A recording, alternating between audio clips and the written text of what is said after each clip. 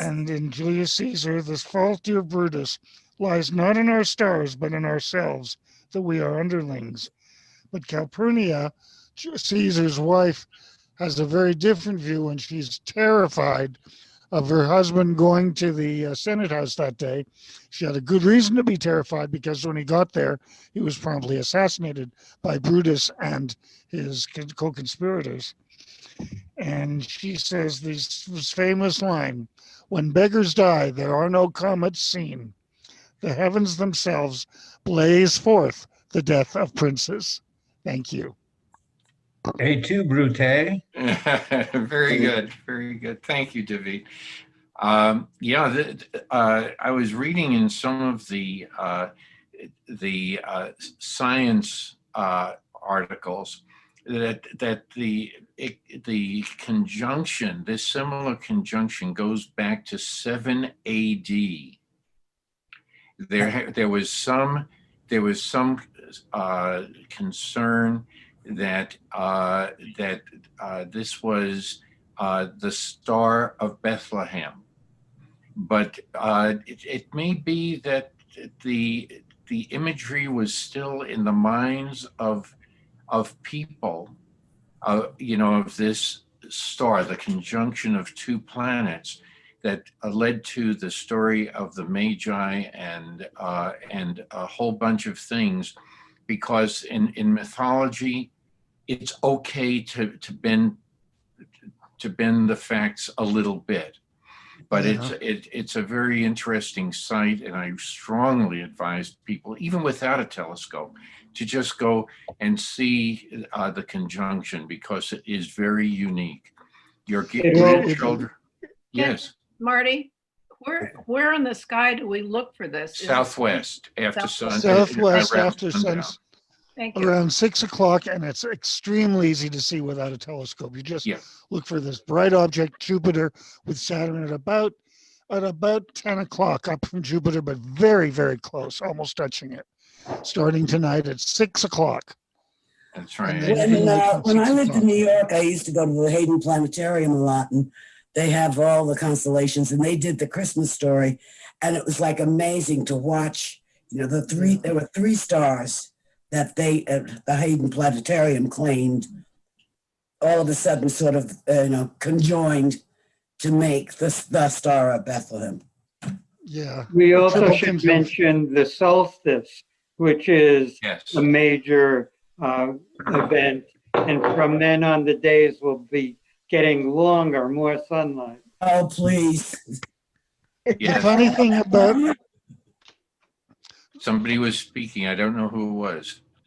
Well, I Funny was. thing about the solstice on December 21st happens to be the same day as the closest conjunction.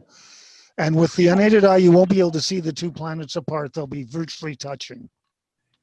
That's right. It really is interesting.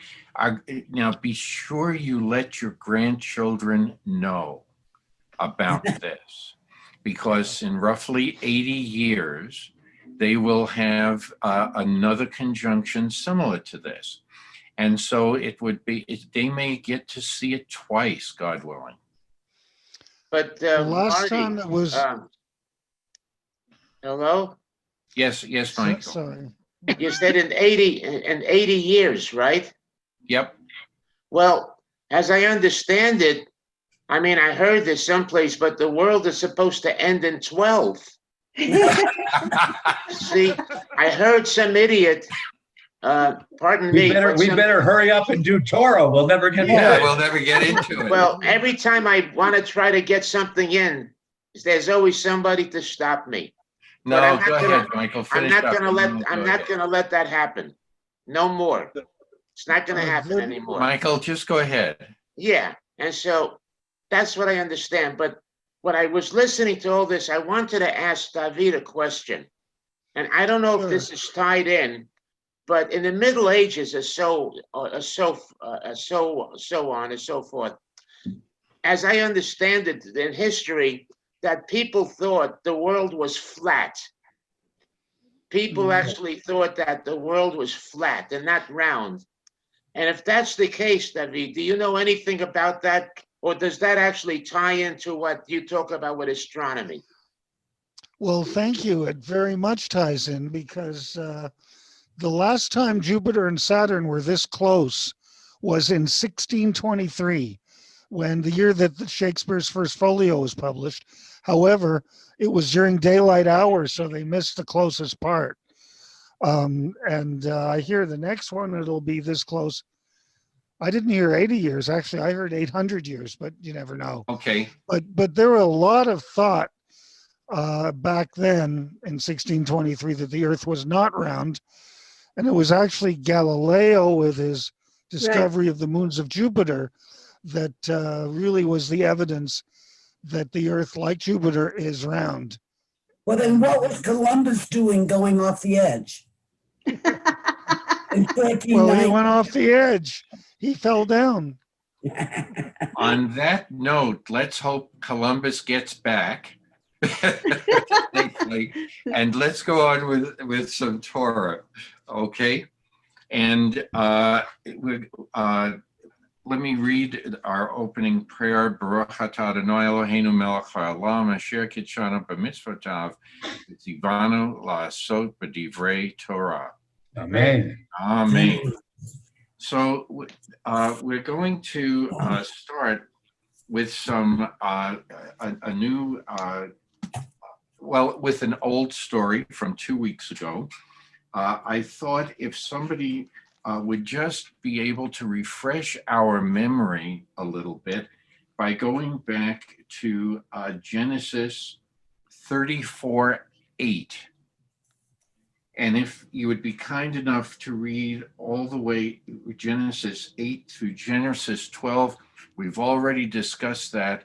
If anyone has a burning question, that's okay. But then our official beginning is for Genesis 34:13. So if somebody would like to care to read verses 8 through 12, just to refresh our memories to what's. I'd be happy to. Okay, David. Okay. And Hamor spoke with them, saying, the soul of my son Shechem longeth for your daughter. I pray you give her unto him to wife, and make ye marriages with us. Give your daughters unto us, and take our daughters unto you. And ye shall dwell with us, and the land shall be before you. Dwell and trade ye herein, and get you possessions therein. And Shechem said unto her father and unto her brethren, let me find favor in your eyes, and what ye shall say unto me, I will give. Ask me never so much dowry and gift, and I will give according as ye shall say unto me, but give me the damsel to wife. And the sons of Jacob answered Shechem and Hamor his father with guile and spoke.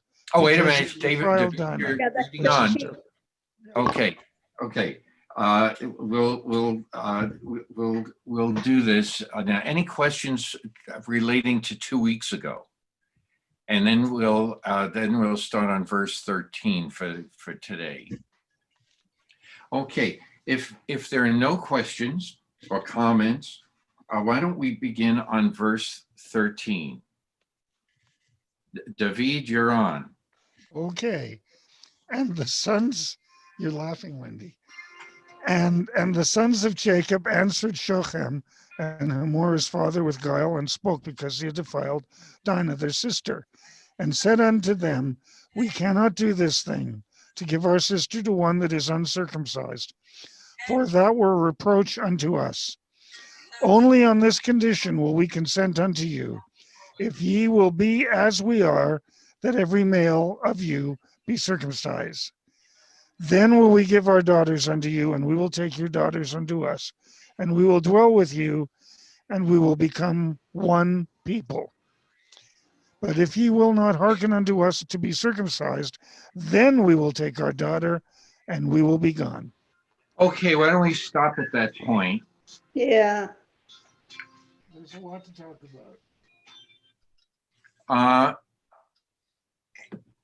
Harry Chapin sung about this effect because this is a human characteristic. okay, like father like sons in this situation, okay, because the sons are speaking with guile. And so I just wanted to mention that. But any comments about this?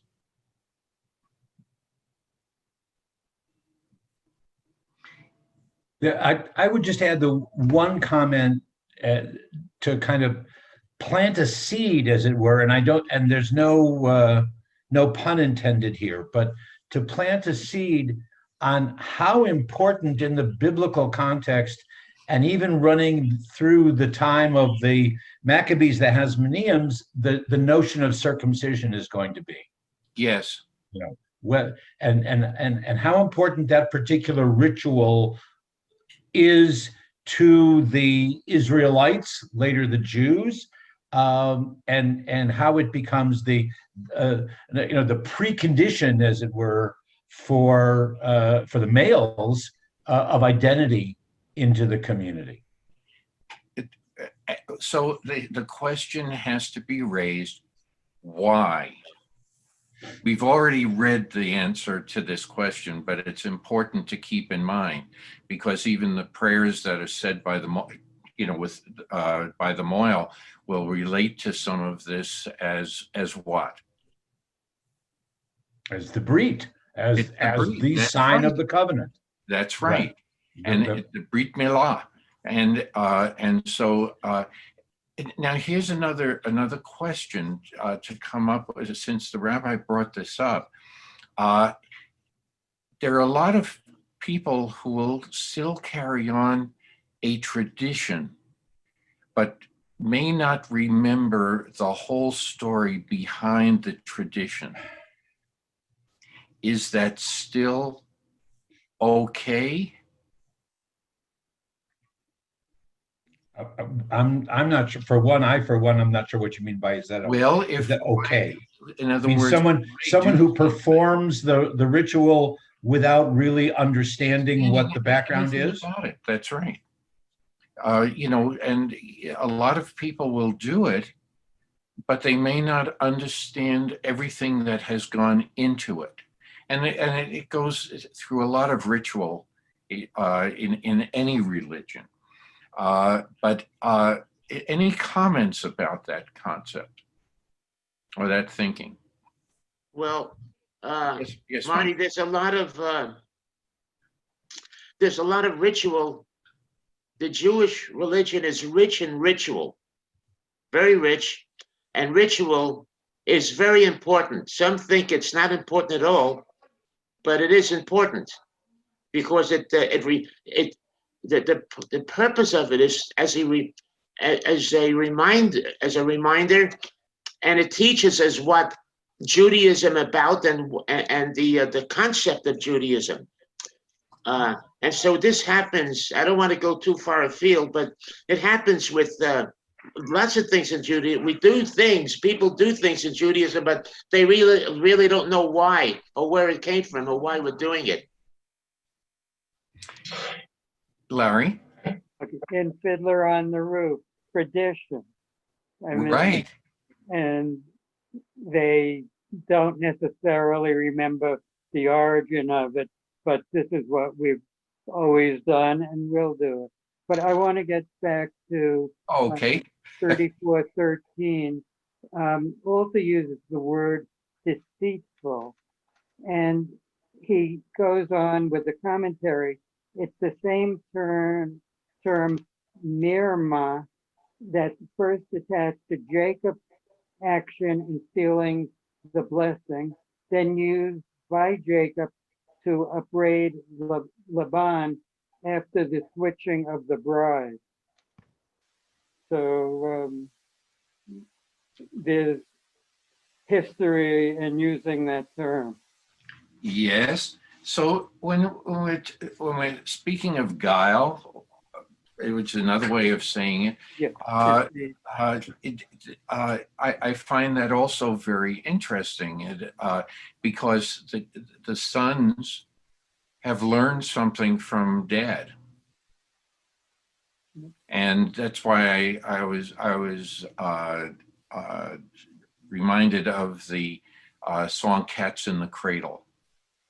Okay, because of that whatever you teach your children, it's more than teaching. It's what they see you do. That is what they will wind up doing. You may have other intentions, but if you behave a certain way, that's going to be carried in future generations, and that happens in Torah a lot. Rabbi, did you want to have anything to say? Well, I wanted to add two things. One, Sure. one is a statement. The other is kind of a leading question. The statement is Jewish law is very, very clear that even if you don't know the origin, or even if you don't know the motivation for a particular ritual, you are expected to go ahead and perform it, and by performing it in the deed will come the knowledge. That if you do it often enough, you'll come to understand where it comes from. The leading question, based on what you're saying, Marty, is do the ends always justify the means? Not only do we follow the Father's modeling, but is there a higher purpose here, a higher cause to what the brothers are doing? And they just assume that they have justification for it because of Dad's practices. Good points. Yes, Gail. Yes, when you were asking the question, Marty, about whether you should or should not do something if you don't understand, it took me back 40 some years to my conversion class, and the Orthodox rabbi said to us, even if you don't understand the particular ritual, do it a few times. See if it feels right. See if you can learn anything from it. And he said, I just encourage you to try it. He says, I'm not saying you absolutely have to do it, precisely, the same time every day or whatever. Just try it. And he was right. It does make a difference. True. What about, yes, go ahead. Ricky, please. Yeah, I was just reading from the commentary I have here.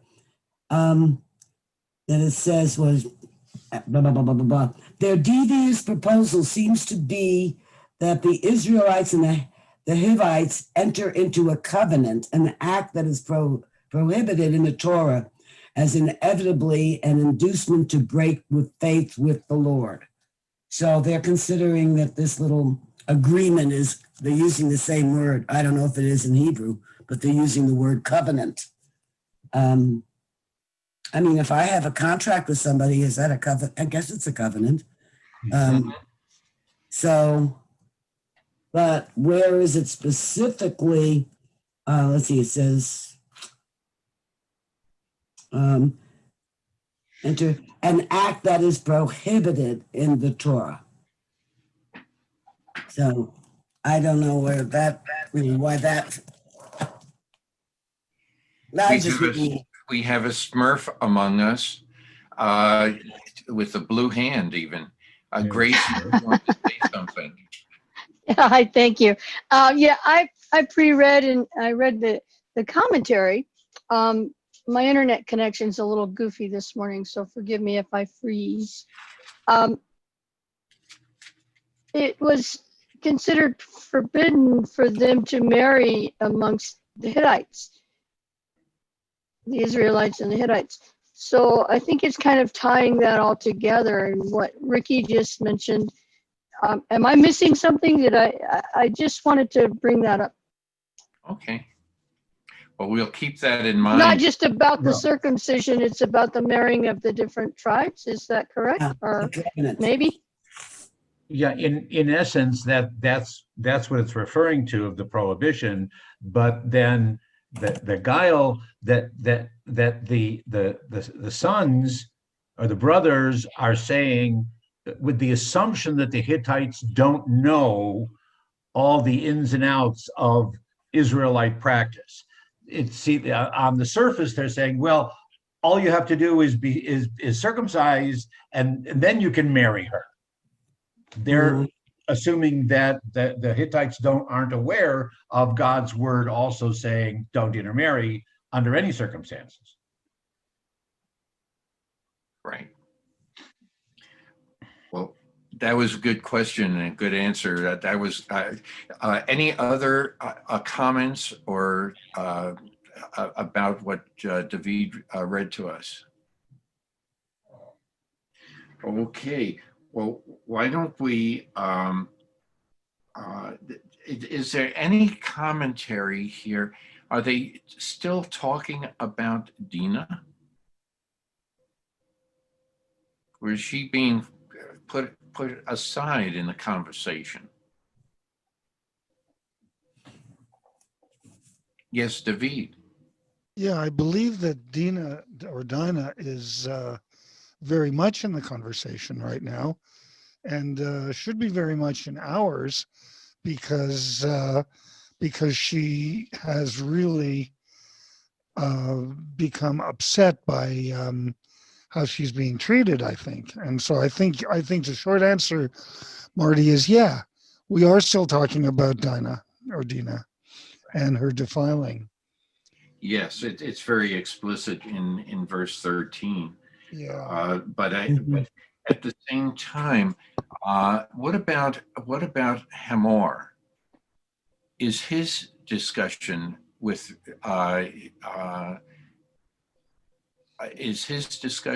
about what happened with Dinah or not? It's more taking Shechem. He's taken, if we go back a little bit, his comments are not about Dinah. It's about how his son feels, and what he wants to do, and so his act is also, in essence, in my mind, also an act of guile, because he's trying to push the event under the carpet. Hamor is focusing on his son and the two clans getting together, turning this into marriage. Yes. Yes, David. I mean, the only direct evidence is that the group is having this conversation that we were discussing all the way back to the other verses. And in verse 18, Homer has a reaction that he was pleased with them and he agreed with the words. And I'm assuming those words go back to Dinah. But I would, okay. Larry, did you have your hand up? Okay. Rabbi, you wanted to make a comment. In the literal reading, it seems like Hamor interestingly enough, I don't know if it was pointed out, Hamor is an ass in Hebrew. That's I don't know if that was pointed out before, but his approach seems to be very straightforward. Well, listen, let's take advantage of my son and your daughter already having a relationship, and let's make a treaty and let's make an alliance, and we'll live happily ever after. I don't necessarily see, other than the overlay of his name, I don't necessarily see something negative in the role that he's playing. Okay. At least here. Okay. Yes, Gail. I would encourage everyone to reread the portion of the Red Tent. I'm sure you're all familiar with the book, The Red Tent, and reread this portion that surrounds the rape, or whatever you want to call it, because in the book, it's a whole different point of view. It's where the two people actually fall in love. It's like love at first sight, and they have sex, and then and the man says, "I love her and I want to marry her." So I really encourage you to look at that other viewpoint. Thank you. Any other comments or statements, questions? Well, let's read on. obviously, now the sons are speaking about this more than Jacob. So if you would like to read on with verse 18, David. Certainly. And their words, as I was just saying, and their words pleased Hamor and Shechem, Hamor's son. And the young man deferred not to do this thing, because he had delight in Jacob's daughter, and he was honored above all the house of his father. And Hamor and Shechem, his son, came unto the gate of their city, and spoke with the men of their city, saying, These men are peaceable with us. Therefore let them dwell in the land, and trade therein. For behold, the land is large enough for them. Let us take their daughters to us for wives, and let us give them our daughters. Only on this condition will the men consent unto us to dwell with us, to become one people, if every male among us be circumcised, as they are circumcised. Shall not their cattle and their substance and all their beasts be ours? Only let us consent unto them, and they will dwell with us. And unto Hamor and unto Shechem, his son, hearkened all that went out of the gate of his city. And every male was circumcised, and all that went. Okay, let's stop at that point. Any comments that anyone wants to make? Yes, Ricky. So when did the cattle and the substance and all their beasts get involved here? The original agreement was just getting married, intermarriage. But now he's claiming that the cattle and the substance and all the beasts will be ours if only we agree to the terms. So he's changing the contract midstream before it's even signed. Okay. He's adding his terms into what they were. Marty, I just want to go back for 1 second on something that I noticed, and that's in the last phrase of verse 17, where and apparently, according to the narrator, the brothers are speaking, but then it says, "We will take our daughter and go." So, whether Jacob is joining in here, and he gives them the final statement and approval for the deal, or whatever. But it's interesting that it is a change from talking about our sister to now it says our daughter. So the implication is that Jacob was totally involved in the deal. Interesting. Very interesting point.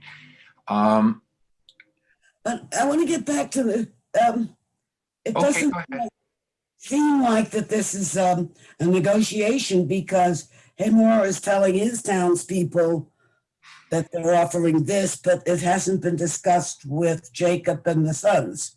So it's not, I think he's lying to his cohorts about what the contract is. I don't know if I'm making myself clear there. It's a hard sell to convince all these guys they have to be circumcised. Yeah, but so you have to sweeten the deal somehow. But Jacob and the sons and his sons, Dinah's brothers, are not. They haven't offered up. I mean, Hamor didn't go to Jacob and say, "Can we also have your cattle and substance and all of that?" So that the negotiation is usually with the two parties. This guy, Hamor, is telling the crowd over here what has not been agreed with the other side of the contract. Mm-hmm. That's a good point. Guile meets guile in this. Guile meets guile in this story. There are a lot of issues that constantly arise with people who think they have an agreement, and both sides walk away with a totally different understanding of the agreement. This is sort of the human element. You really have to be sure that everybody is seeing it the same way. I know my brother-in-law a long time ago used to work for Pepsi. And in going from country to country, he said the most difficult people to convince and to make an agreement with were the Arabs and the Chinese. That many times they would have they would walk away with a different interpretation in the agreement than what his understanding was. And so that was just his comments about his experience. And they would have to go back and renegotiate and do a lot of extra work. But so just because somebody says something does not mean that that's going to necessarily be the case.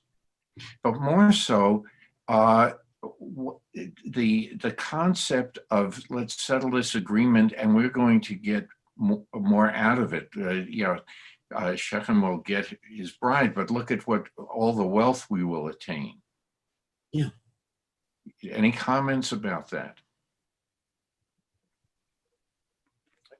I'm confused about something. Sure. When the sons say they want to have the other people be circumcised, they really have an ulterior motive. They know they're going to kill them. I mean, I don't understand right from the get-go. Talk about guile. I mean, they're going to kill these people. To me, that seems a lot more devious than just talking about property.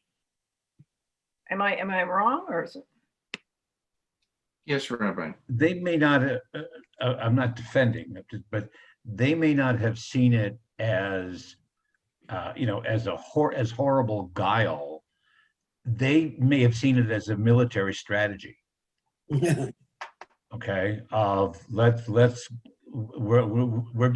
going to attack these guys in revenge, but let's make it a little bit easier to do it while they're recuperating and can't fight back.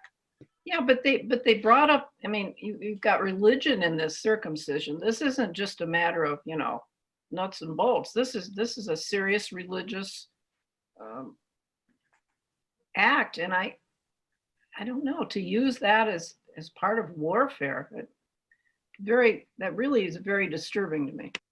It was disturbing to Jacob too, ultimately, when he gives his final blessing to the guys.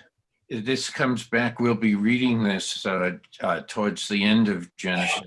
Just don't forget, we only have 12 years to do it, according to we have to get there.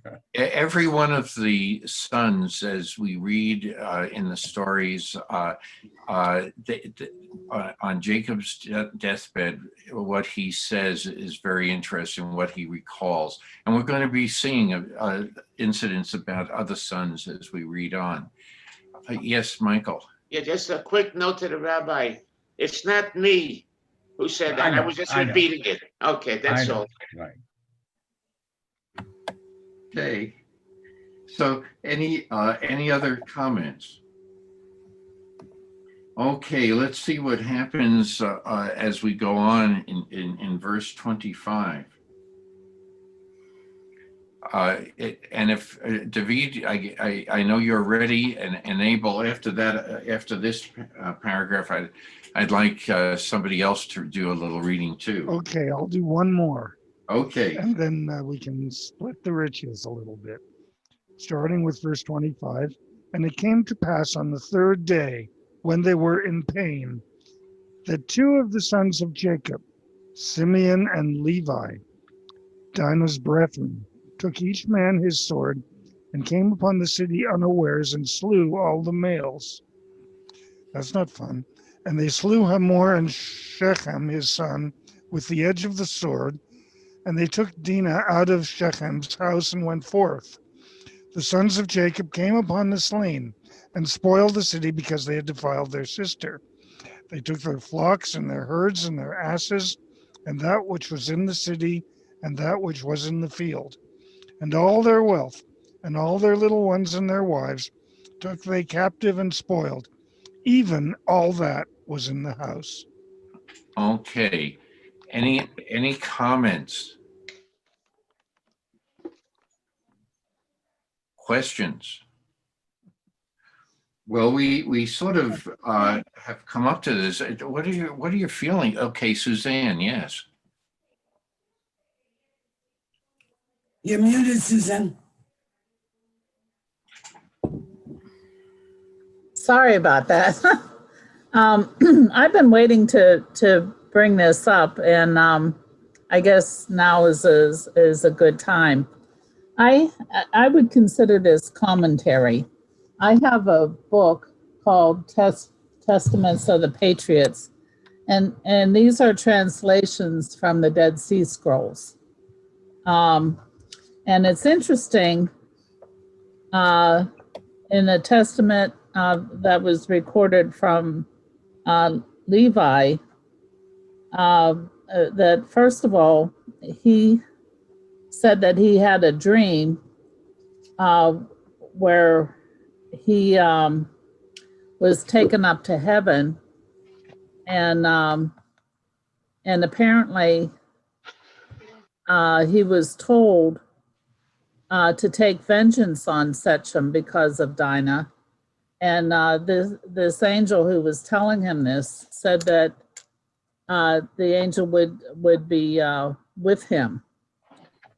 And in the dream, he said that he destroyed the sons of Hamar. And he asked the angel's name, but the angel just said that he's the angel who intercedes for the children of Israel. And he also made a comment that these people had done this kind of thing, that it's typical behavior for them, that they had tried to do it to Sarah, what they did to Dinah, and they also would take other strangers' wives by force. So in Levi's view, he thought he was on a mission from God, and he also says that Reuben was with him, and that Levi killed Sechem and Simeon killed Hamar, and they did this without their father Jacob knowing about it, and for that they considered that a sin. But they felt that they were justified, and he also records that, or it was recorded that Levi said to Jacob not to be angry, and that the Lord will destroy all the Canaanites and give the entire land to your descendants. And from this day forward, Sechem will be called a city of those who are without understanding. So, I mean, I don't consider it as scriptural by any means, but I just think it's interesting.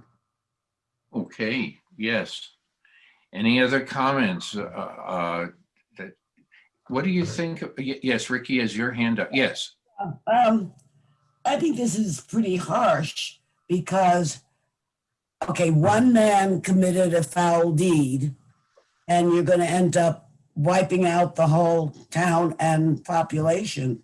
That's not exactly justice, to use a word that's used in Judaism a lot, justice or mercy. Good point. Good point. Any other comments? David? Well, what we're really talking about, Marty, is proportionality. Yeah. That's yes. really that's really what we should be discussing is proportionality. And where the heck is Dina? Nothing, she's not even part of the conversation. Okay, David was trying to Okay, Obviously, this particular portion is very disturbing to me. it is. It is. David, I think you're muted. I don't know. I've got it now. Oh, yeah. Oh, Wendy has it. I have it. I was muted because it's Shabbat and I couldn't unmute it. Is it possible that Hamor never had a dream and that he was just a spiteful, nasty man and said, "This is what we're going to do," because he's got a bloodlust or something? I don't know. So that's just was my thought as why would they do, like we were all saying, why would they do something so awful? Yeah. And I don't think any angel would say, go ahead and kill everybody over there and steal and pillage and whatever you want to do. I think maybe he didn't have the dream at all, but I'm guessing. Good point. Yeah, I have to kind of have to agree with that because it does seem, it doesn't seem very godlike to me. I know that there has been instances when God has said to destroy every man, woman, and child, but in those few instances, well, to me, there was a specific reason for it, which I don't want to get into right now, but those reasons for those times does not really apply to this. But on the other hand, they're saying that this is something that the citizens of the Sechem did on a regular basis, and that their killing them is a punishment from God. So I don't know. It just seems odd to me. Well, Gail, I know you like to, and Larry, you like to point out certain things from Rabbi Friedman about the J version and the P version. Does he have anything to say about that? Well, actually, this is a question for the Okay. rabbi.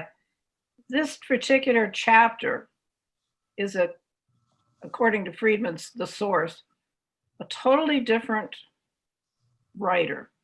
Yeah. The chapter before and the chapter following, 35, it's like this whole incident is inserted between these two different chapters. It's very strange. I don't understand the placement, the reason. I had a professor, not a very well-known Bible professor. This is, I'm talking probably 1967, 1968 in Cleveland. His name was Tzvi Yehuda. He's an Orthodox rabbi. And his take on this, I mean, of course, he wouldn't subscribe to Friedman or any of the other documentary hypotheses that there's different authors. His take on why the Dinah story in here and Jacob's role on it as a role model to his sons, his sons and the what we're talking about, the guile and and all that, is it's kind of we're coming right off of a situation where Jacob kind of has been elevated. Jacob has been, he's back to being a hero kind after the reconciliation with Esau, and everything seems hunky-dory, and everyone's going to live happily ever after, and da da da da. But then this story is thrown in there to kind of remind us that that's not the way life works. And certainly that's not the way that life works in the Middle East. And that the behavior, this is what Marty was talking about earlier, the behavior of the father has been witnessed and remembered by his sons, almost giving them permission, giving them a hechsher, as it were. A different, and I remember Tzvi Yehuda saying this, he said, this could have been a time for Jacob to stand up and say, I remember a time when my grandfather Abraham stood up on behalf of an entire city, Right. Aren't there innocent people in the city? Aren't there those who didn't participate in this evil? We should, and Jacob doesn't do that. Jacob is silent about it. And that's why they throw it. That was his take. Yeah. The other thing I find interesting is we're talking about intermarriage here. I mean, that's what this is about. And that the following chapter is about destroying all the the symbols of the other gods. Yes, being destroyed. So I'm wondering if that's the reason for this. We're talking about intermarriage, and then we're talking about destroying other people's altars and gods physically. Sure. It could be. Maybe that's the type. I don't know. No, I don't know either. But there's certainly a reason why we don't include this story in most Sunday school curricula. Yeah, that's true. Okay, Helene and yes, Helene and then Don. Larry, did you have your hand up before? I'll be the third. Okay. I apologize. No Helene, problem. you're muted. Helene, you're muted. How am I now? No, you're good. Thanks. Now we're okay. I'm listening carefully. It is not my field, and it's amazing. The stories are amazing, but not one word is said, unless I missed it, about the gravity, the physical experience of a circumcision. Do the men who are circumcised, this is not tra-la, this is not easy. Is it ever described anywhere how hard it is? The emotional overtones of all of this? Is that how they talk them into it? Or are they told you must do it and the heck with you? And then in the Midrash, in the legend and lore, yes, there's reference to the trauma, the pain, okay, the need to recuperate. That's all described, yes. Good, I'm glad. But then it comes to the intermarriage, and I'm thinking of today's intermarriages. And I'm laughing in a way because some of the fury and some of the anger of people when there's an intermarriage, they would like to destroy the other family that's trying to change their child into another religion. There's emotion here, but I'm glad you told me that. Thank you, Rabbi. Very good. Helene, something happened. We're not hearing you, Helene. She stopped talking. Now she did. But Helene, we missed the last part of what you had to say. For some reason, your microphone wasn't working. It was unstable. Why kill everyone? What is the passion? What? That's what I want to know. Well, let's think about that. We always say that that the brothers are doing this in reference to Dinah.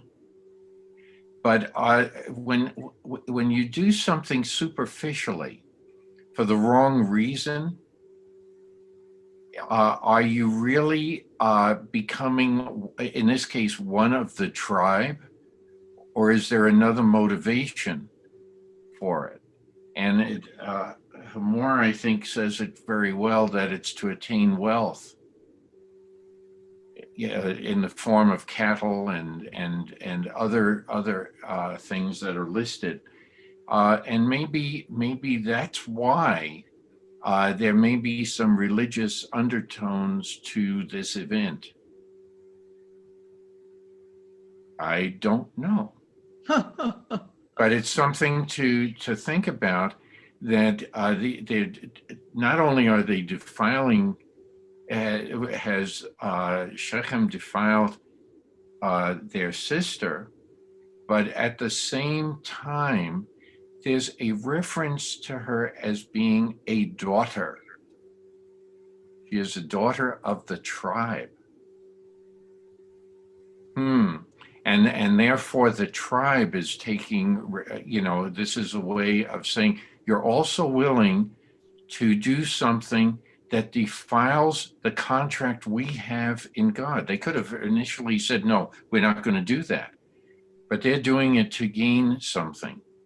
That's their purpose. They're not doing it as a sign of the covenant. So I'm trying to take their side to say, could there be another motivation behind their action? Because that is a higher crime than just the defiling of the sister. So I don't know. I don't know, but I toss it out for discussion. That if anyone wants to discuss that. Okay. First I have to go to Don, then Larry, then David. There's an awful lot said here. I guess I'm going to just follow on a bit with what Helene said, and also what you were saying, Marty. That it seems like there's a lot of familiar earmarks in this story, and as soon as the circumcision card is played, you want to be paying attention, because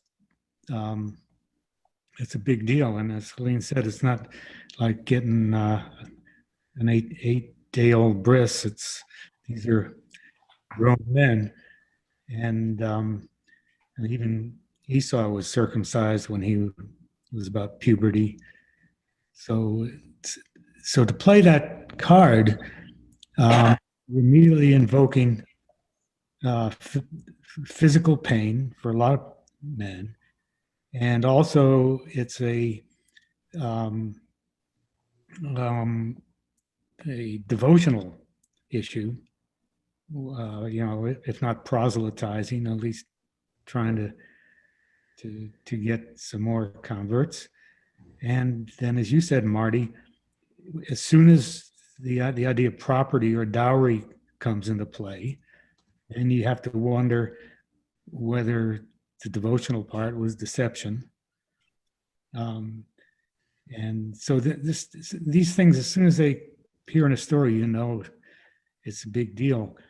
And also, to me, the biggest element is mass murder, because one thing I can never get over is how when Moses came down from Sinai with the tablets and found the golden calves being poured, and he smashed the tablets and got Aaron to help him kill almost 4,000 of his brethren. All those things seem to be focused into this really short story, and it seems like something you could spend your life studying. It ties out to so many other places in the Bible. Anyway, it's making me ramble just thinking about it. Okay. Thank you. Okay, Larry, you're on. Thank you. Okay. Thank you. Gail asked previously, where was Dina and why we haven't heard from her. In 26, and they took Dina from the house of Shechem. According to Maya Sternberg, it now emerges that he had been holding her captive in his house after having raped her. And that's basically, they rescued her from his house. That's his interpretation. Okay. I just wanted to, well, first, let me let David speak, and then I'll mention a couple of things. Yes, David. Yeah, thank you. I was actually wanting to go back a bit to Helene's comment about the circumcisions, which when I was listening to her was very interesting. It brought me back to when I was growing up in Montreal. Obviously, none of us remember our own circumcisions, but I attended many family circumcisions. They were all done by our associate cantor. And rather than seeing the baby in pain, he was so medically careful to do it in a very prescribed way that apparently these little babies didn't feel it at all. And so there wasn't pain, and it wasn't abusive to the child as far as I remember. Interesting. Yes, Ricky. Ricky, you're muted. Muted.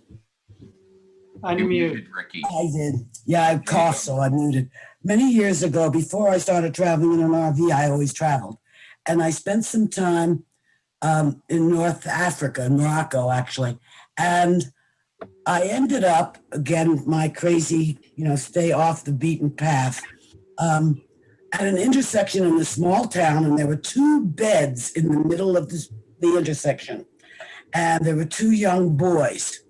And I finally found somebody who spoke English, and he couldn't remember the word circumcision, but he said, like Jews do. And I said, okay, these two young lads were circumcised. They were brothers. One was a little bit younger than they should have been, and one was a little bit older than he should have been. But they purposely wait till puberty to circumcise so that the boy is part of and understands the covenant that he's getting into. So very different. It's almost actually like the Anabaptists that, that got baptized when you were old enough to know what baptism was. And that's what these two boys were. But it was kind of interesting, because the boys were, I think, maybe like 9 and 12 or something. They were just prepubescent and not quite adolescent. One just went back to sleep. He didn't know anything he didn't care. He did his thing. And the other boy was going around collecting all the gifts because that's what the circumcision meant to him. So the thing that I picked up out of that was that they purposely wait until the boy child is old enough to know what it is, not 8 days after birth when, of course, the kid doesn't know what's going on. So I found that a very interesting experience. Well, I found something, I guess it's not in Friedman, but it usually is, because he always speaks about the different stories from different backgrounds that are merged into one story that we read in our present version of the stories. And I'm just going to quote, some critics say that there were two separate strands of the Dinah story. Jacob's response, they say, belongs to a tradition attributed to Jay that told of the slaying of only Hamor and Shechem, an act that could have appeared as justifiable retribution and that would elicit the reprimand now found in the text. The story of the killing of the city's inhabitants, they say, stems from another tradition, P, one which had no record of Jacob's reaction. But however persuasive this argument seems, we must approach the text as it is now, and it here portrays the biblical Jacob as a man who makes no moral judgment on his sons. And that's what we're going to start reading in the next paragraph. So if somebody would like to read verses 30 through 31, that would be helpful. I'll be happy to. Jacob said to Simeon and Levi, "You have brought trouble on me, making me odious among the inhabitants of the land, the Canaanites and the Perizzites. My men are few in number, so that if they unite against me and attack me, I and my house will be destroyed." But they answered, "Should our sister be treated like a whore?" Comments? Lots. Jacob's taking this very personally. This is all about me. What is he taking personally? And you notice they're not using the name Israel. They're using the name Jacob. Well, the reaction that the Canaanites, the other will be against Jacob, not against the perpetrators of the actual act. But earlier there was something, that Jacob to me sounds very narcissistic, because there was I'm not going to go bother to look for it, but there was something that when Jacob was saying da, da, da, da, da, and I went like this, like Jacob is doing it for me. So that's what I'm still feeling here, that Jacob is taking this as a, oh, woe is me, look what you've done to me. Not look what you've done to our people, or to, look what happens, or, anyway, that was my impression there. So, so any comments about what Ricky just said?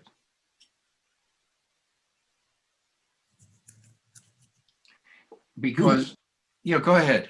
Go ahead, Ricky. No, I was just chuckling. Again, it seems like the text is kind of confused as to how we should portray Jacob. Is Right. Jacob a victim once again, right? Or does he have a vision that now began with his coming back from Haran and reconciling with Esau and trying to make peace and have good relations with all of the Canaanites and whatever, and this is a real blow to that. Look what's happening to his reputation now, right? And all that. So the text itself is conflicted on how to respond to him. Yes, Don. Yeah, I noticed that Jacob once again got deceived and tricked. I mean, that seems to be his calling card. But he always reminds me of there's an Isaac Bashev Singer story called "The Fool," if I remember. Mm-hmm. Gimple the Fool. Yeah, Gimple. Right? Yeah. And he always does this, what seems like the stupid thing, but in the end, he comes out, if not the hero, the good guy. And I always think of Jacob. Well, I think that's important. You're sort of touching on something. Is Jacob to an ideal person? He's trusting. Okay. But when is he acting, the story gives us a clue, I think. If Jacob, when they use the word Jacob, it's returning to his old self, his old behavioral patterns. When he's doing it on behalf of his actions, when he does things on behalf of the tribe, he's called Israel now. Is this story put in for us to be so confounded that we suddenly realize, hey, wait a minute, Jacob is a man and he has choices. He can do things for the good of the many, or he can do things for the good of himself. Which should take priority? Should he have withdrawn, or should he have been active in this? Some people, and it also is a story of, I think of the combination of these stories make us sit up and say, yes, we have choices to make every single day.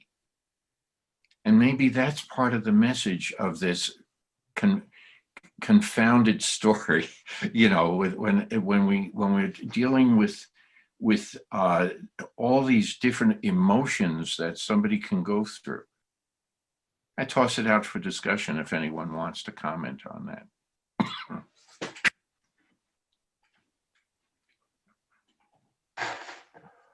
Yes, Suzanne. Well, I'm looking at 30 here, and Simon and Levi clearly acted on their own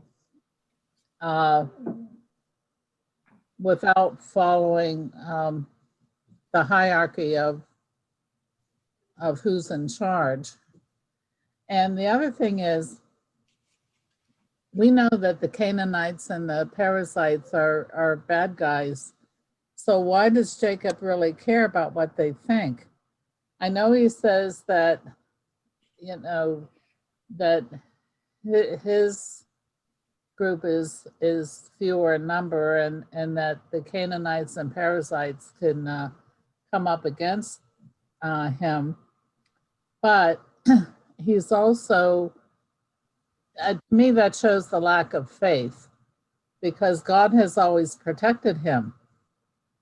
And there would be no reason why he wouldn't continue to do so. Well, I think that's an interesting point that you make. And the reason I say that is I found some commentary here that let me, so I don't read.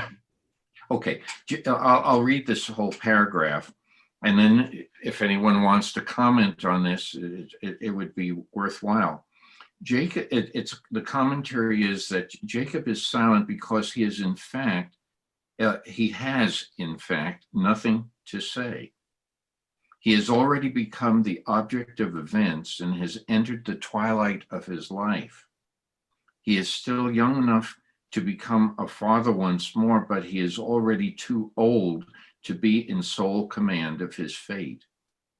The divine blessings that follow, which we'll get to in the next chapter, merely reiterate what has already been vouchsafed to him in the past. And Jacob returns to Bethel as if symbolically to revisit the earlier stages of his life. This is what men do when growing old. Guys, listen up. Okay, in Jacob's case. Women, listen up. What do guys do when they get old? In Jacob's case, however, old age will betoken not serenity, but further trials. It thus becomes painfully clear that Israel was merely a name, not a reward, a potential, not a fulfillment. Literally and figuratively, Jacob will limp through the remainder of his life. Okay, yes, David. David, you're muted. Actually, it's me. Oh, it's Wendy. Jacob is mellowing. You get to a point in life when things don't feel quite as important as they used to. And he's just giving up the ghost and thinking, I'm not going to do this. You guys do it. I'm not going to be part of it, because you get to that stage, even like if you take it when we're driving a car. When we were younger, it was like, wow, I got to get there fast. And now it's like, okay, so you want to cut me off? I'll slow down. And this is where it was sounding to me like Jacob is in his life. He's just mellowing out and letting his sons do what they feel like doing. Good point. Good point. Irving Feynman has something to say. Again, I'm only going to read one paragraph of his statements. It was, and here he's trying to put himself into the shoes of Jacob. It was a brutal deed of my sons there in Shechem, and I, innocently thinking I was doing good, had been a party to its inception. Nor could I put a stop to it once it was underway. Much as I abhorred what they were doing, I could hardly make war on my own sons. But when I looked upon the foul thing they had done after all my teaching, I thought how like it was to the behavior of a child who, left unwatched, will break the careful training of its mother and befoul itself. So that is Irving Feynman's view of what may have been going on in Jacob's mind. So again, it's Midrash. Yes, Ricky. Yeah. I want to get away from Jacob for a minute and go to verse 31. The two boys. They answered, should our sister be treated like a whore? The brothers are defending the sister. The Yes. brothers are defending the family, the whatever. Yet these are the same guys that sold Joseph off in the first place. So Well, I mean, we haven't gotten there yet. We haven't gotten there yet. oh, sorry. Okay, but it becomes important. That's it. Go ahead and say it, but we haven't gotten to this point yet. With what were you going to say about them? Well, but they're hypocrite. I mean, wait a minute. Joseph hasn't been sold yet. See what happens. Oh, Joseph is still around. Oh, okay. Sorry. They'll become hypocrites later. Okay. Or they may have learned something by that time. Or not. Or not. I'm not. Yeah, but behave. This is family, then they sell off a piece of it. The stories here are of the human experience. You know, what we say and do in everyday life, but the consequences are the important part of this. As Ricky is pointing out, well, you either learn or you don't learn. Yes, David.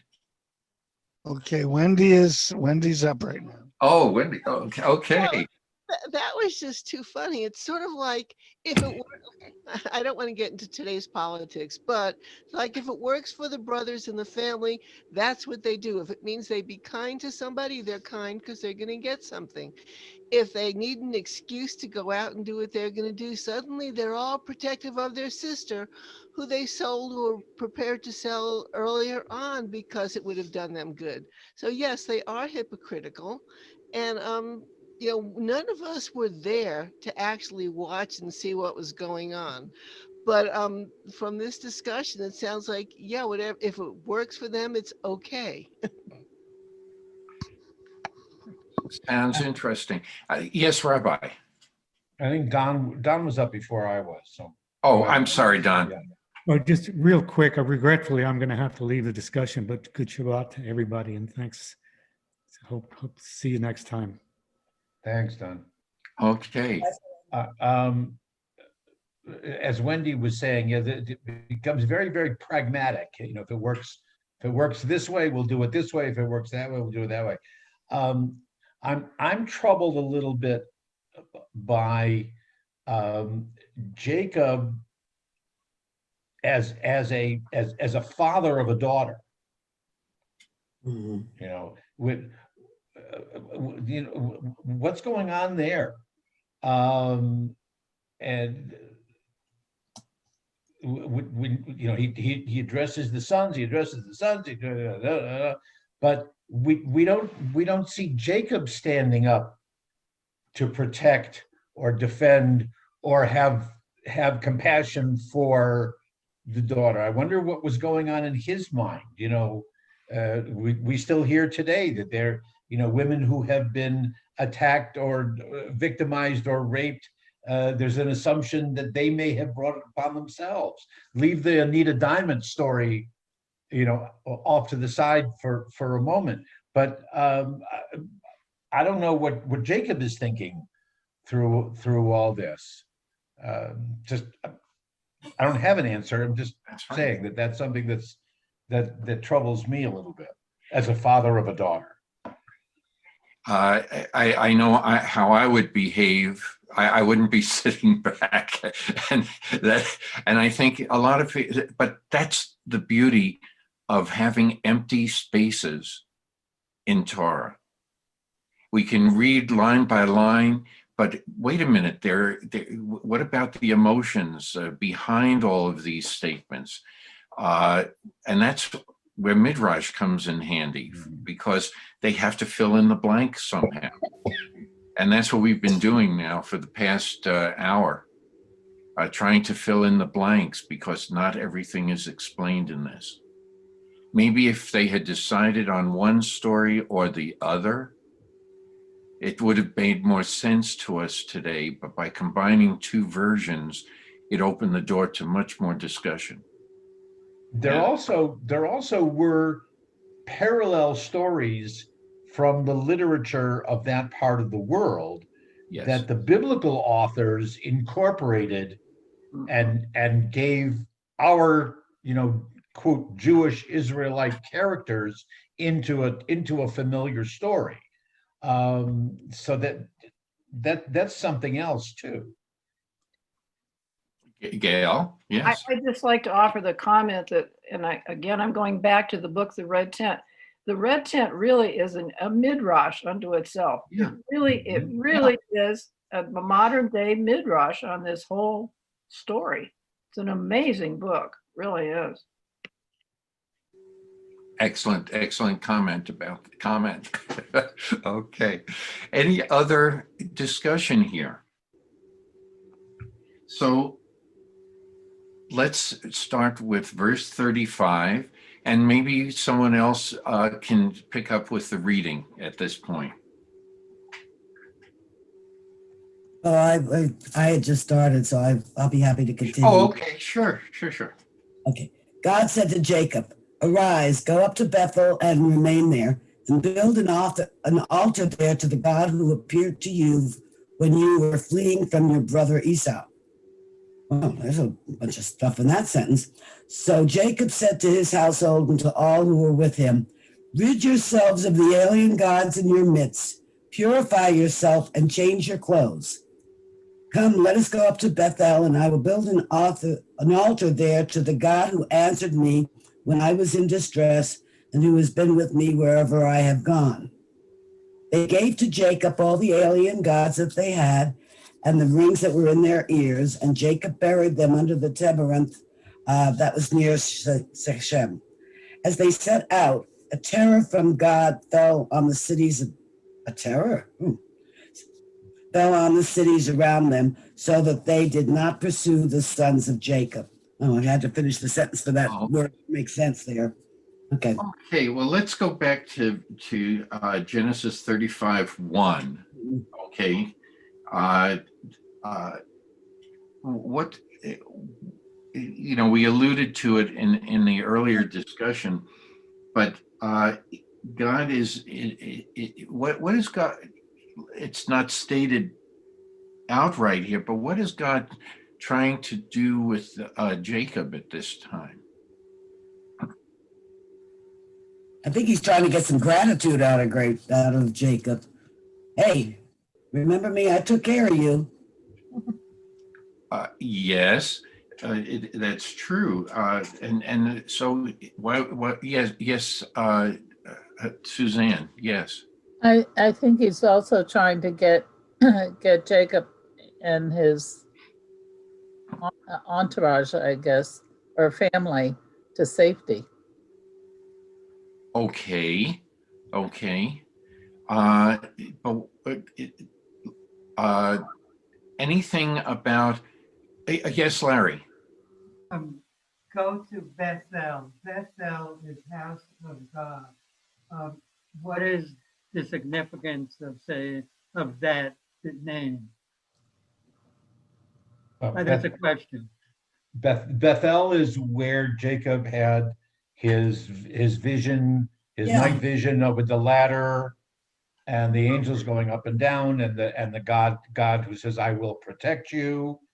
And that the place that was previously known as Luz, and then he changes the name to Bethel, house of God.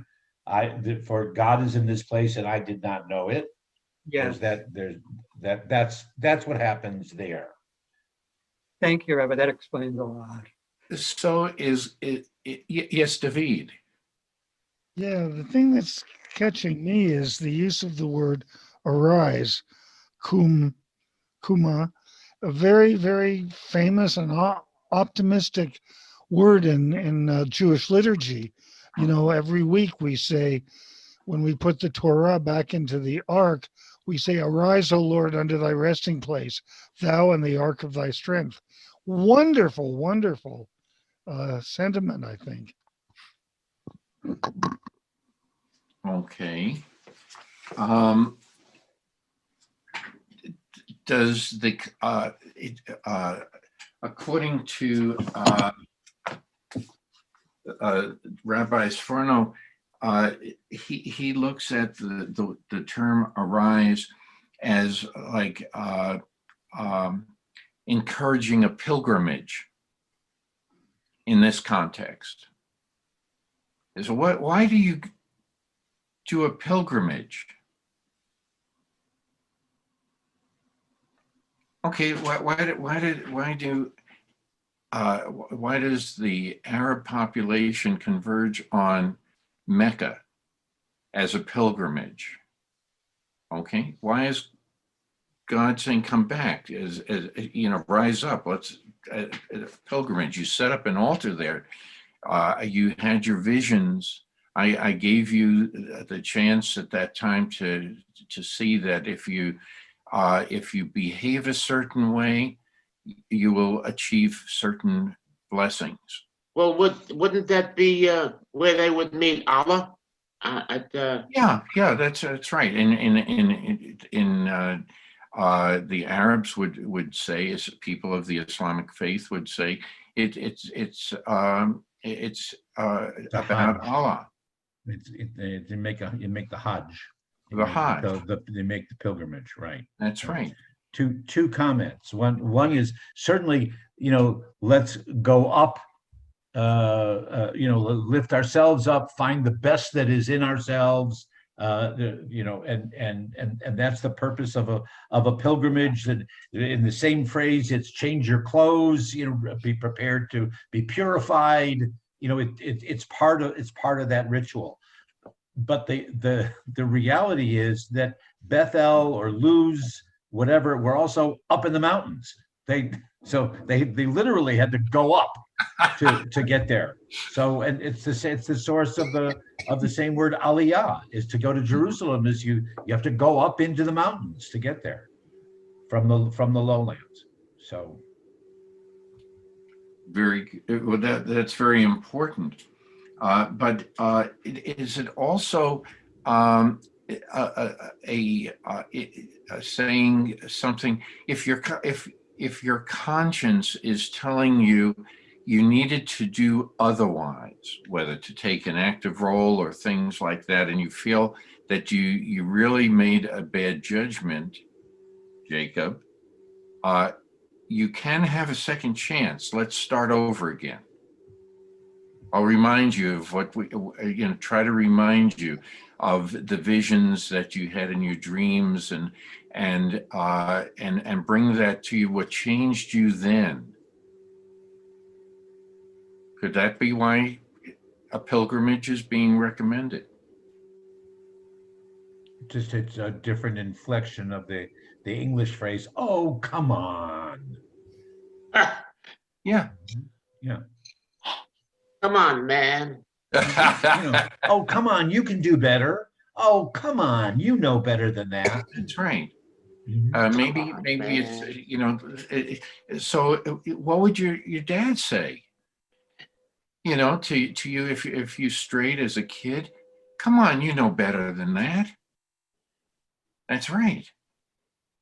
And so maybe that's another topic for discussion, about conscience also. Freud would have a field day about God being the conscience in one's mind, or what your parents told you at one time, that this is better behavior expected of you. But we'll see, because we know what comes up as we read. There's something that's changing in Jacob. That's one of the comments that were made about the twilight of his years and older men, that there's a more complacency.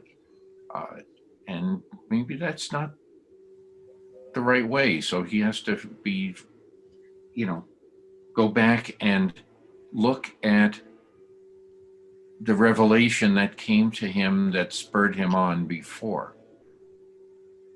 I don't know. So anyway, this is a general comment. Yes. Just a general comment, Marty. And Judaism, and especially in the Orthodox, and we all try to elevate ourselves in what we do, is to try, and that's also mindful of Also in Judaism, especially in the Orthodox, burial sites are usually elevated. Uh, uh, you'll find where I spent most of my life in Southern California at Forest Lawn cemeteries. They're up on a hill, very high up on a hill, and that's part of being elevated in their final resting place. Yes, and interesting.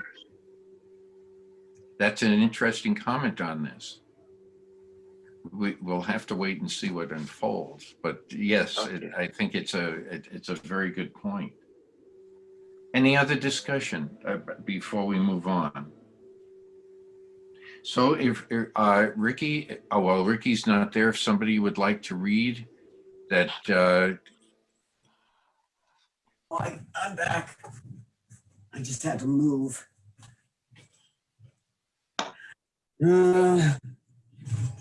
Ricky, Yes. would you like to read on? Yeah.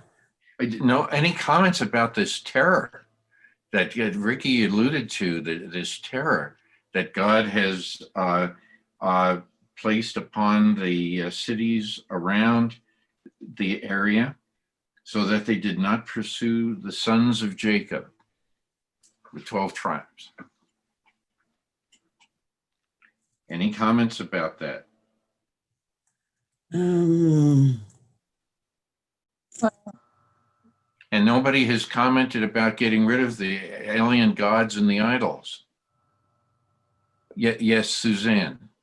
Yeah, I think this harkens back to what I said in the last chapter, where it looked to me like Jacob was losing his faith that God would protect them, and sure enough, they set on this journey, and God is protecting them. Not sure what the terror means, but whatever it is, it's stopping all those other tribes or peoples from attacking Jacob and his household. So it shows that God's keeping his word to Jacob. Yes. I understand what you're saying. Yes. Yes. Larry, please. Okay, the alien gods. Many interpreters associate these icons or figurines with the booty taken from Satan, but Rachel's attachment to her father's household gods suggests that others in this large retinue of immigrating relatives and slaves may have brought cultic figures with them from Mesopotamia. And we went through the whole thing of Rachel having the God, her own personal, and then hiding it. Mm-hmm. So, yeah, that's something that persists. Did anything that one of the things that God said, it's not just the idols, but purify yourselves and change your clothes. Yeah. I mean, this is a big deal. Okay, you're going to get rid of all of this. It's what about how we are to deal when we handle the dead? Remember, all the males were killed at their hands. They have blood on their hands, and they were handling the dead by basically raping them, stealing the booty. Any comments about that? It's about washing, even though it's handling them with the washing of the hands, the changing of the clothes. It's got to be done in a very sanitary way. Yeah, that's what I'm leaning to here. that it's sort of like reminding people, or without mentioning it, ritual behavior. And it is you've gone astray, you've had evil thoughts, you've done all kinds of, you've experienced evil, you've responded with evil. We've got to get rid of that evil somehow. Okay, and we can do that by repurification. Let's have a mikveh for everyone. Yeah, Gail. I need to go back to verse 29. Sorry. It's okay. And I'm wondering if one of the reasons that they have to purify themselves is because in 39 it says, and I'm going to shorten this, and they captured and despoiled all their wealth and all their infants, and despoiled their wives. Now, it sounds to me like they were raping those women in Shechem. Am I wrong? Is that the way it's possible? That's right. Rabbi, can you comment on that? If they despoiled the other than to say that's possible that's what it means, right? Despoiled the wife. What's the Hebrew word for despoiled? Or that's the English, but. What is it in 29? Yes, 29. Well, it could be euphemistic. Vayavozu,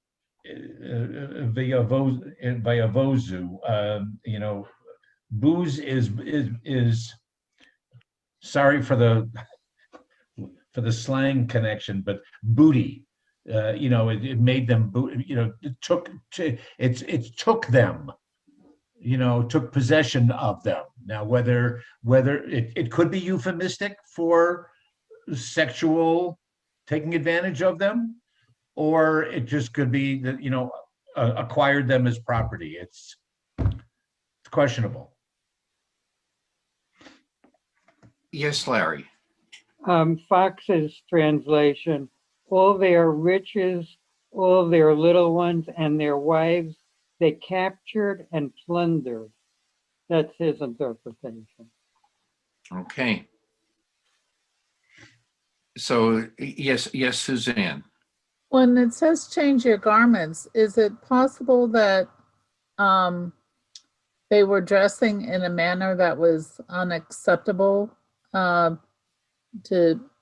like the traditional Hebrew way of dressing? I mean, could there be ways of dressing with these other gods or idol, strange gods that would, I don't know, maybe be sexually suggestive or somehow be dishonoring to the Hebrew people? Okay, keep that word dishonoring in mind. Yes, Rabbi, yes.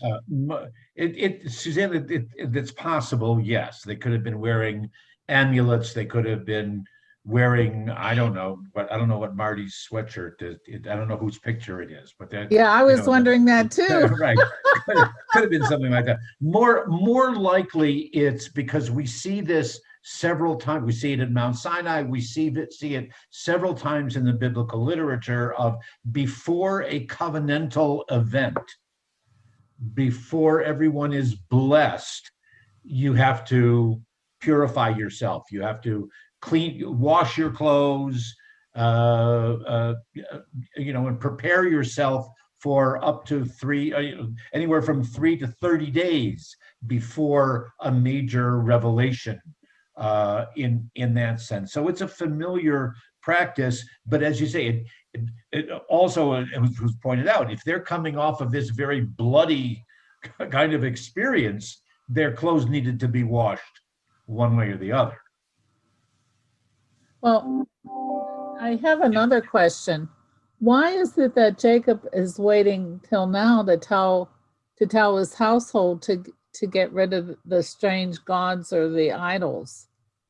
I mean, that to me, with him saying that indicates that he knows that there amongst his group, that he knew that there were some that were worshiping these idols.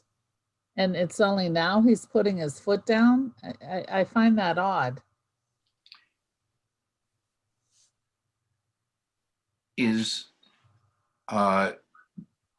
Could God be saying that, hey guys, you really sinned. You had a sin of commission, all you brothers, and you had a sin of omission, Jacob. You didn't do anything to try to stop this. And now you have to purify yourselves. I mean, this is clean up your act. Clean up your act. Another way of putting it. I don't know. I just tossed that out for discussion because it doesn't say it. It's not. It's saying we have to fill in a lot of missing pieces here. And could this be another way of saying, hey guys, you sinned. You expected me to do all the work for you. Jacob, you're sitting around waiting for me to intervene. Guys, you took this into your own hands. None of you had the presence of mind to ask me my advice. Mm-hmm. And you wound up screwing it up royally. And I don't know. Is that why the purification has to be done? That also the influence of these other people were upon you. They influenced your thinking by their actions. Got to get rid of that. I don't know. I'm just saying it's not explained here. So I'm wondering if we have to think about all these other ramifications. Why do they have to be purified? So and get rid of any idols, anything that reminds you of other ways of living. And what do they have against earrings? In 4. We've had that discussion in years past. They preferred nose rings to earrings. Seriously. Well, we need a belly button ring. Okay. Yes, Larry. Okay. The rings and the Larry, could you move closer to your speaker? Sure. Okay. The rings in their ears. As archaeology has abundantly discovered, earrings were often fashioned as figurines of gods and goddesses. Oh, okay. Oh, okay. It's actually Good, moved. very good point. Very good, Larry. Let's see what. Yes, Rabbi. Marty, I remember, I don't remember who the commentator was. It wasn't one of the mainstream ones, but I remember thinking about this also of why after several days, or after going away, they buried all the idols and the amulets and the earrings and whatever it might be. There was a comment that somebody, and I mentioned the phrase military strategy beforehand, is that Jacob said, okay, now we're far enough away that none of the locals are going to see us do this. And so we're not rubbing it in their face that we've completely destroyed their culture and their pagan worship and whatever. Now we can get rid of everything, but we're not doing it in an embarrassing way. It doesn't seem to correlate with other things that Jacob is saying, but that was a comment of how you might do it. Don't admonish your enemy once you've completely destroyed him. Don't add that extra insult. Good point. Interesting. David. Thanks, Marty. I don't want to keep on going back to this thing with the words, but when my first visit to Israel many, many years ago, we got to visit Safed, where the scholars and the citizens there enjoy looking at letters and shapes of letters and choices of words and things like that. And the word kuma again strikes me as something. And in my interpretation of what we're talking about here is that maybe God is just wanting to use the word kuma to stand up, arise, and do something. Maybe it's not a punishment at all.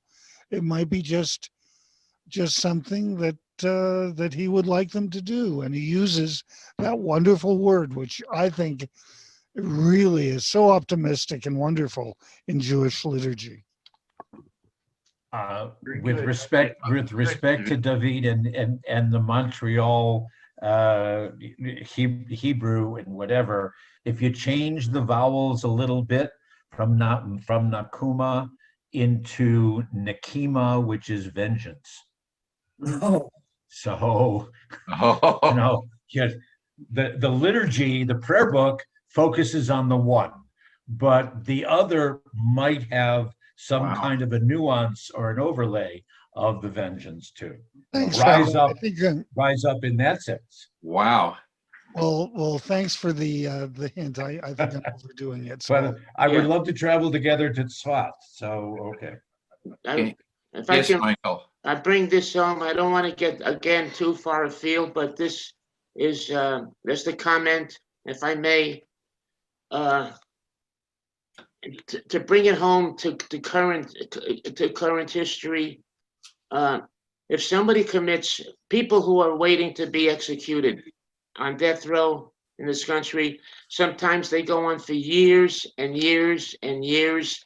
And when it comes time for the execution to take place, hypothetically, people in this country who don't like to see an execution, which is understandable, without understanding, if that happens in such a long period of time separately, it seems to take on a different an attitude, because it's so long, and maybe 18 years somebody had committed murder, was convicted of first-degree murder, and now 18 years later it's going to be executed. That length of time disturbs a lot of people. They don't understand why it's happening. Good point. Excellent point. Yes, Gail. I just have a question for the rabbi. I noticed that they buried these objects. They didn't destroy them. They didn't smash them. They didn't burn them. They buried them, which I find kind of reverential in a way. It seems a very gentle way of getting rid of things that they objected to. Melt them down either. Yeah, they buried them. They didn't burn them or smash them. They buried them. I think reverential is a good point, as opposed to what happens to the idols that the Israelites make, and the way that they're disposed of later on. Yeah, that's a good point. When you bury, is there a difference between burying something and destroying it? The two. Yes, Larry. If they're buried, you can go back and dig them up, or future archaeologists have a treasure trove to examine. But if you destroy it, what happens if you destroy something? You're demonstrating that you don't. There's no caring. You have no heart, or you're just disrespectful. It's a very demeaning thing to do. When you bury, there's a thought process. It takes time to bury somebody, and there's a thinking process involved in that. Yeah, the first to destroy is an expression of power, right? and the other, again, I'll use Gail's term, is reverential. Mm-hmm. So we're dealing with something. Remember, an idol is still something spiritual to someone else. So maybe it's an act, as you say, of taking into account, because we even say it in our modern day prayer, which is an excerpt from Torah, that God, and I'm just going to paraphrase, that we're to worship God and to hold him above all other gods. That was the point I was just going to make, that there's still this, I think I don't want to call them Israelites yet, but they're still henotheists, that they accept that there are other gods, but that their God is the big God. So this is, again, respecting that there are other gods, even though they're not the gods of the Jews or whatever we want to call the people, because we don't really have a name. They're not Hebrews yet. They're not Israelites yet. I don't know what they are at this point. Jacobites.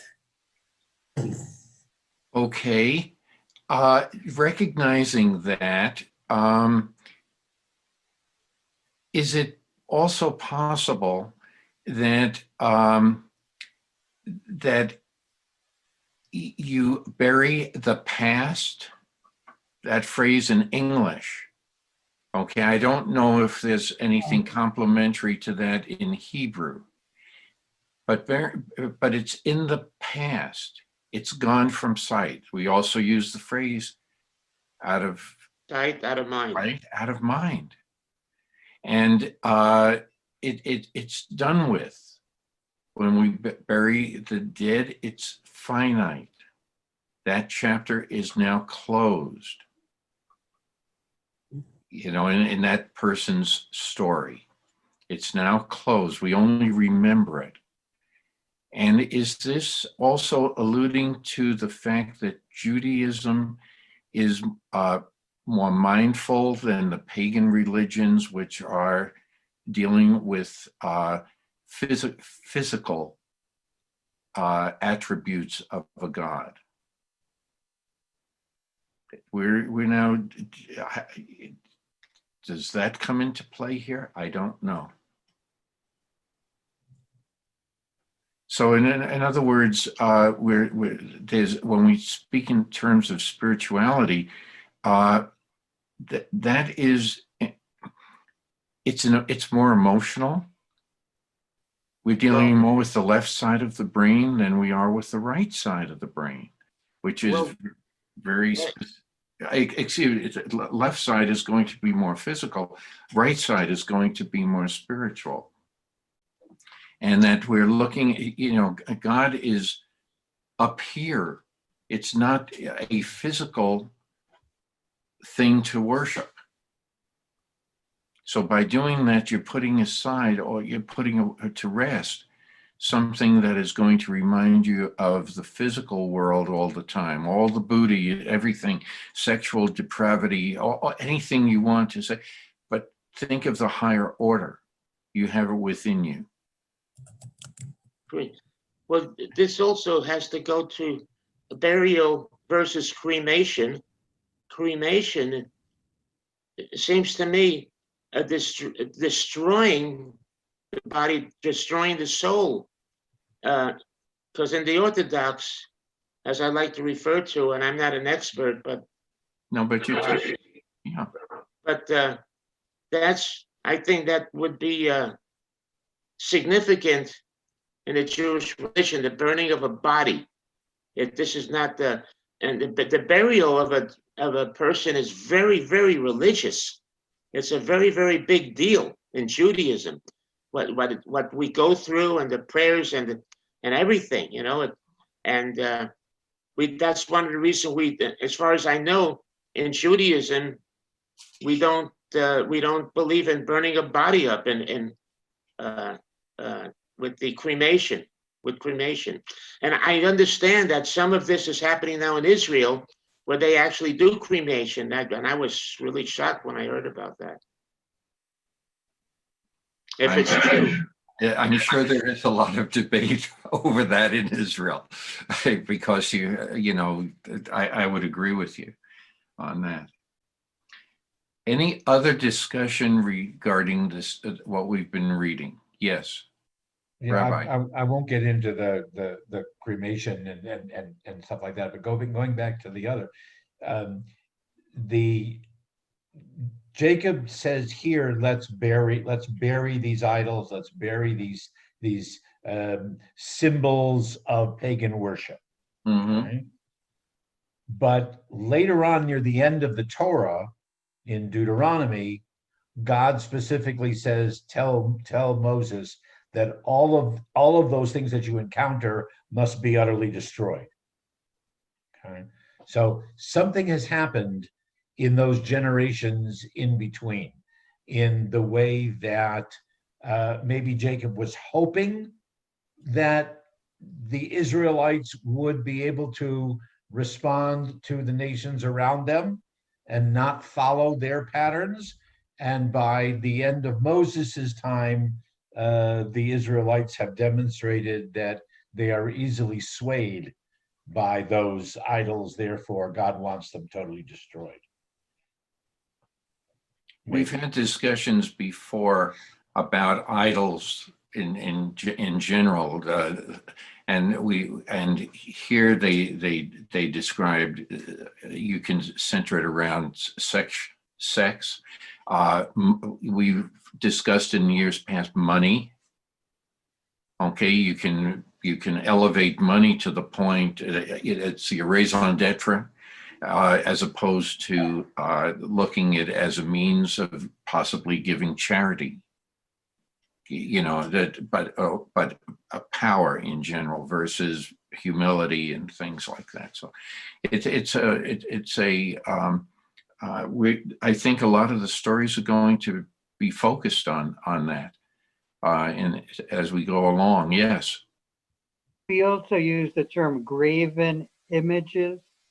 And in artwork, there's such a difference.